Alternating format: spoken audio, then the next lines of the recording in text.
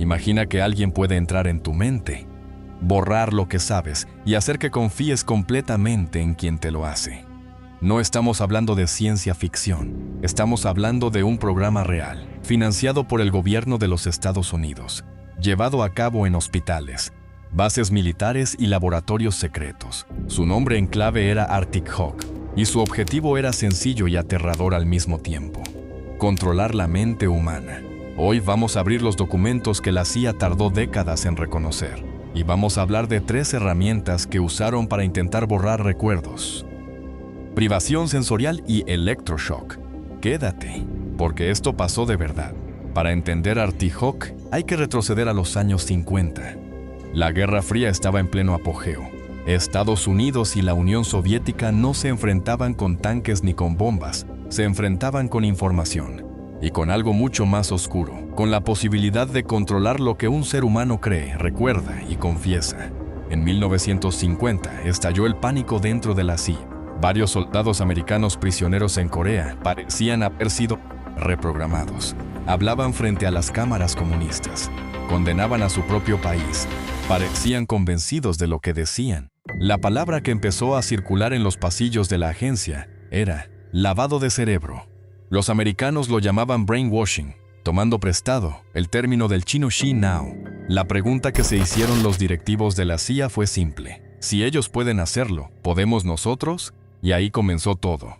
En 1950, la CIA lanzó el proyecto Bluebeard.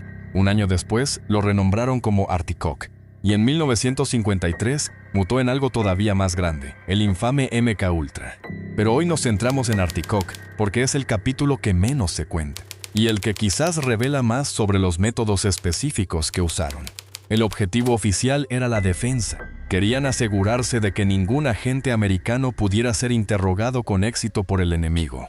Que si capturaban a un espía, ese espía no recordara nada importante. O mejor aún, que dijera exactamente lo que la CIA quisiera que dijera. ¿Cómo se hace eso? Esa era la pregunta. Y los científicos que reclutaron tenían ideas muy concretas. Arctic Hawk no era un experimento solitario llevado a cabo en algún sótano. Era un programa institucional, con supervisión de alto nivel, con presupuesto asignado, con informes. Un memorando desclasificado de 1952 lo describe de manera inquietante. ¿Puede la agencia controlar a un individuo hasta el punto de hacerle llevar a cabo una acción en contra de su voluntad, incluso en contra de instintos fundamentales como el de autopreservación? Esa era la pregunta oficial. Escrita, firmada, archivada.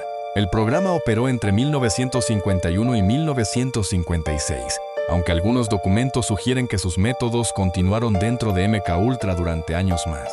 Involucró a científicos, psicólogos, hipnotizadores, neurólogos y voluntarios que no siempre sabían que eran voluntarios. Las operaciones se llevaron a cabo en varios países: en Alemania Occidental, con prisioneros de guerra; en Japón; en instalaciones dentro de los propios Estados Unidos. Una de las figuras clave fue el Dr. Sidney Gottlieb, químico y director del Departamento Técnico de la CIA. Un hombre que describía su trabajo como arte ox aplicado a la defensa nacional. Otro nombre que aparece es Morse Allen, jefe del programa Arctic Hawk durante sus primeros años. Allen era fascinado en particular por la hipnosis.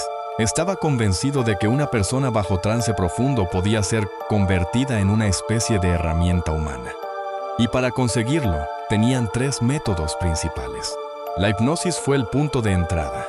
No la hipnosis de espectáculo, con tipos que imitan gallinas, sino algo mucho más metódico. La CIA llevaba a la práctica lo que los hipnólogos militares llamaban trance profundo inducido.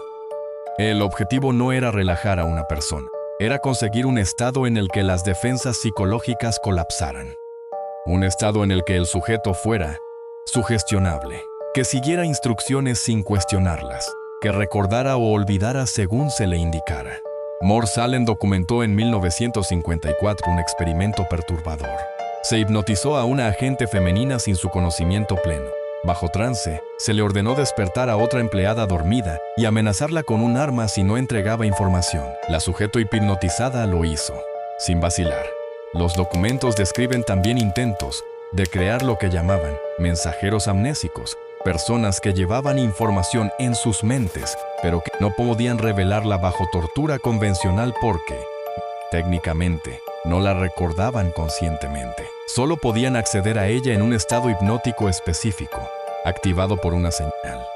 ¿Funcionaba real? Los propios documentos internos muestran dudas. Los resultados eran inconsistentes. No todos los sujetos eran igualmente hipnotizables. Y un sujeto motivado podía resistirse, pero eso no detuvo las investigaciones.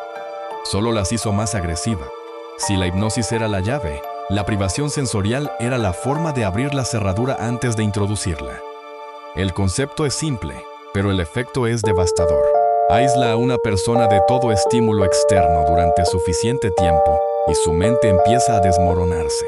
Los experimentos de la CIA en esta área bebían del trabajo del neurocientífico canadiense Donald Hebb en la Universidad McGill. Y aquí viene algo importante. Parte de esa investigación estaba financiada directamente por la CIA a través de fundaciones intermediarias, sin que los propios investigadores lo supieran siempre. Los sujetos eran colocados en habitaciones insonorizadas, con antifaces opacos, con guantes que impedían sentir texturas, con ruido blanco constante para bloquear cualquier sonido con significado. En cuestión de horas, empezaban las alucinaciones. A las 24 o 48 horas, muchos sujetos tenían dificultades para mantener el hilo de sus propios pensamientos. La identidad personal comenzaba a erosionarse. El razonamiento de la CIA era el siguiente. Una persona en ese estado es incomparablemente más sugestionable. Acepta información falsa como real. Siente gratitud extrema hacia quien rompe el aislamiento. Y puede ser reconfigurada con mucha menos resistencia. En la jerga del programa lo llamaban reducción de defensas cognitivas. En términos humanos se llamaba tortura psicológica. El tercer método es el más brutalmente físico y el que dejó las consecuencias más documentadas y más irreversibles. La terapia electroconvulsiva o electroshock existía desde los años 30 como tratamiento psiquiátrico, pero dentro de Artie Hawk y más tarde en MK Ultra se usó de una manera radicalmente diferente. El psiquiatra clave en esta parte de la historia es el Dr. Ewen Cameron, director del Allen Memorial Institute en Montreal. Recibió financiación de la CIA para llevar a cabo lo que él llamaba psicocirugía conductual, o, más siniestro aún, conducción hacia una regresión. La idea era la siguiente: borrar la personalidad existente de una persona, como si borraras un disco duro, y luego reescribir encima. Para hacerlo, Cameron sometía a sus pacientes, muchos de los cuales habían ido voluntariamente a buscar tratamiento por depresión o ansiedad leve, a sesiones de electroshock de una intensidad muy por encima de cualquier uso terapéutico, hasta 30 y 40 veces más intensas de lo habitual, 2 o 3 veces al día, durante semanas. Los efectos eran devastadores. Los pacientes perdían recuerdos de años enteros, olvidaban a sus familias, olvidaban cómo usar el baño, cómo hablar, cómo caminar. Después del borrado, Cameron los sometía a lo que llamaba psicodriving, auriculares conectados a grabaciones de mensajes repetidos durante horas, incluso durante el sueño inducido con barbitúricos, intentando escribir nuevas conductas sobre la mente destruida. La mayoría de las víctimas documentadas nunca se recuperaron completamente, y muchas nunca supieron lo que les habían hecho, hasta décadas después, cuando los documentos empezaron a aparecer. No estamos hablando de abstracciones. Detrás de estos programas hay personas concretas, con nombres, con familias, con vidas que nunca volvieron a ser las mismas. El caso de Frank Olson. Frank Olson era bacteriólogo del ejército americano. En noviembre de 1953, asistió a un retiro de trabajo en Maryland con colegas del programa. Sin su conocimiento, Gottlieb mezcló el LSD en su copa de Cointreau.